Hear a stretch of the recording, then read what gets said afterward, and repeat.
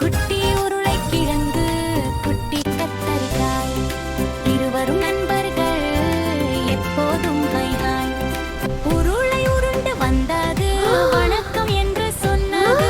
கத்தரி சிரித்து சொன்னது நாம் நண்பர்கள் என்றது. குட்டி உருளைக்கிழங்கு குட்டி கத்தரிக்காய் சேர்ந்து பாடி ஆடுவோம் சந்தோஷமாய் சந்தோஷமாய்.